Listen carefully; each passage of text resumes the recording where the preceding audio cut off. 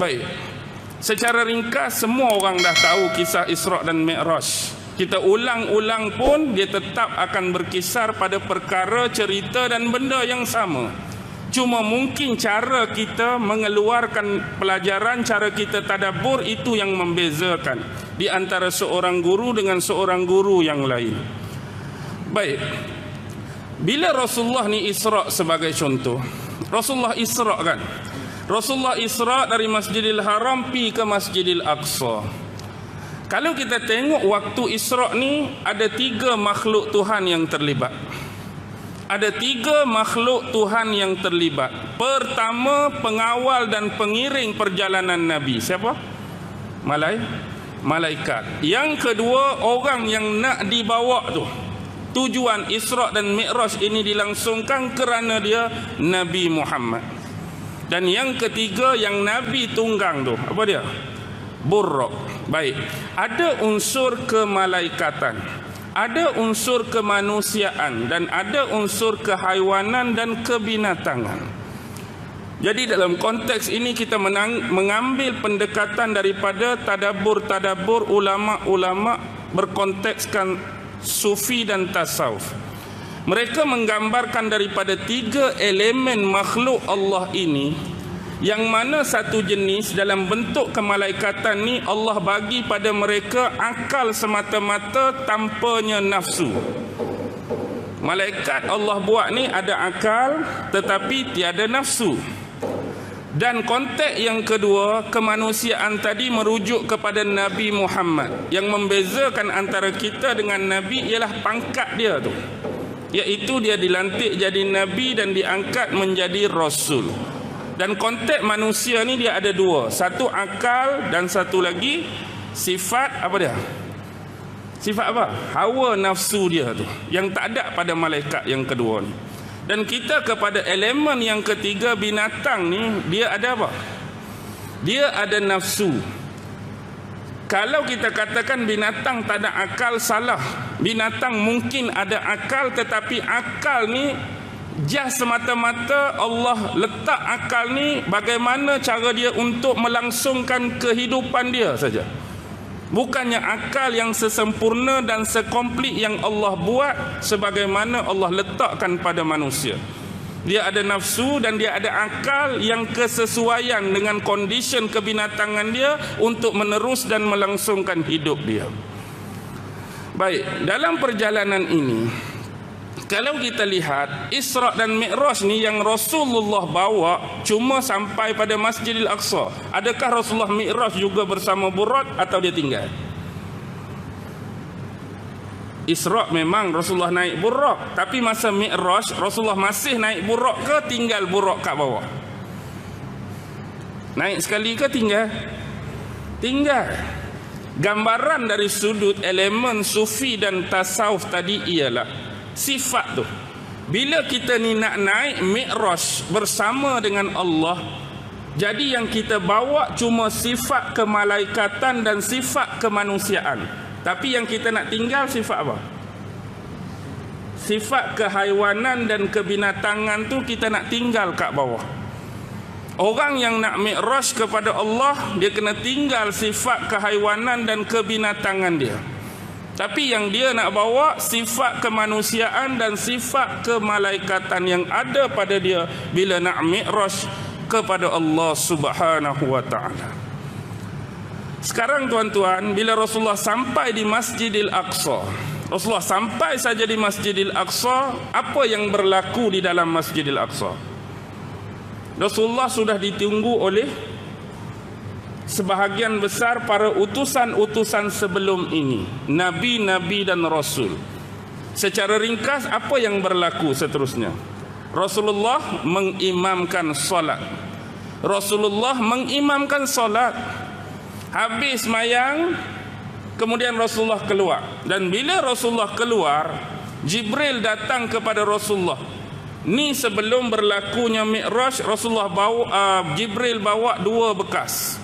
Satu berisi susu, satu lagi berisi arak. Rasulullah pilih yang mana? Rasulullah pilih susu bersesuaian dengan fitrah kemanusiaan.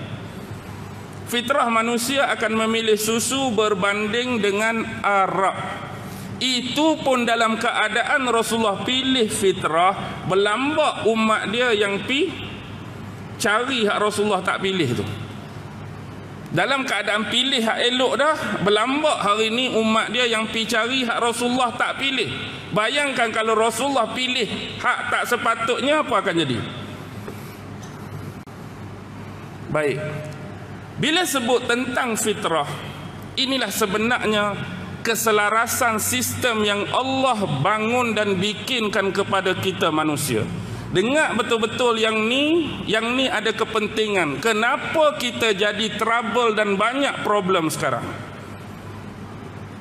Bila kita sebut tentang keselarasan sistem alam semesta, dia ada sistem yang dipanggil kerajaan langit. Bukan macam hak ayah pen tu dak. Tu kerajaan langit lain. Kerajaan langit betul-betul lah. Satu lagi yang di bawah dipanggil kerajaan bumi.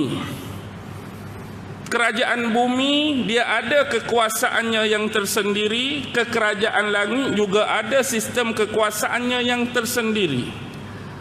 Dengan bahasa yang mudah untuk faham, kerajaan bumi walaupun dia ada kerajaan, dia ada kekuasaan, tetapi kerajaan bumi tidak boleh bertindak sesuka hati. Tidak boleh bertindak sewenang-wenangnya. Tidak boleh bertindak mengikut ukuran pertimbangan sendiri, kecuali kekuasaan yang dia miliki, kerajaan yang dia miliki perlu diselaraskan dengan kehendak kerajaan di atas.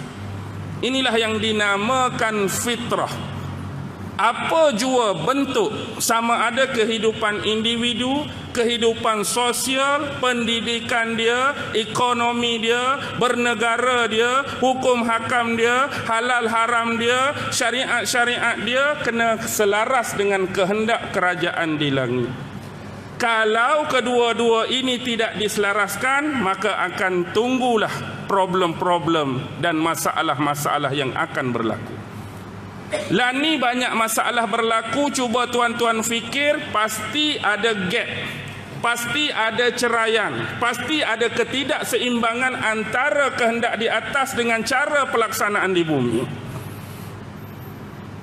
Hak di atas minta kita buat lagu ni, kita pi buat lagu lain. Hak di atas suruh semayang, kita pi langgak tak mau semayang. Hak di atas suruh puasa, kita pi langgak tak mau puasa. Hak di atas kata ini halal, kita haramkan. Hak di atas kata ni haram, kita halalkan. Hak di atas kata ni tak boleh, kita bolehkan. Hak di atas kata ni tak boleh, kita bolehkan. Maka akan tunggulah problem-problem dan masalah dalam kehidupan bermasyarakat kita. Selama mana kita tak selaraskan kehendak yang di atas menyamai sebagaimana kehendak cara pengurusan dan pentadbiran kita di bumi. Apa dia yang kita panggil sebagai hukum-hukum syariat dan undang-undang yang sememangnya ditentukan oleh Allah dan sewajibnya diikuti oleh semua makhluknya. Kau tak faham lagi? Faham itu tak? Mudah je. Jadi bagaimana hubungan dengan solat tadi? Sebab yang mengintegratekan, yang ada kesinambungan untuk jadi keselarasan tadi adalah orang-orang yang dipimpin solatnya di belakang Rasulullah tadilah. Untuk keselarasan tersebut, itulah manusia-manusia yang sebelum Nabi Muhammad sampai Nabi Muhammad untuk memastikan sistem ini sentiasa ada keselarasan. Hilang seorang tak berapa lama Allah hantar. Hilang seorang tak berapa lama Allah hantar. Siapa dia? Utusan-utusan Allah. Utusan-utusan ni nak memastikan dia datang ni nak integrate balik. Nak cover balik, takut keselarasan ini tercabul. Keselarasan ini ternafi. Takut kita pandai-pandai. Guna cara sendiri, guna otak sendiri, guna kaedah sendiri, guna pendekatan sendiri untuk mengatur bumi ini. yang sememangnya sudah ditentukan oleh Allah. Mari nabi-nabi perbetul balik, salah ni hak betul. Mari rasul-rasul cover balik, yang ni tak boleh buat, yang ni boleh buat, yang ni boleh buat, yang ni tak boleh buat. Jadi semua mereka dah pergi dengan penutup segala para nabi dan para rasul, iaitu Muhammad sallallahu alaihi wasallam. Dan jelas tuan-tuan, bila orang yang collaborate dan integrate sistem ni dah berakhir, apa jadi pada kita? Tak ada dah nabi mai, tak ada dah rasul mai. Jadi jangan peliklah kalau nak pening-pening, serabut-serabut, teraba-teraba, big problem. Itulah hakikat dia. Jadi orang tu akan selamat selama mana dia mengikuti apa yang ditinggalkan oleh nabi.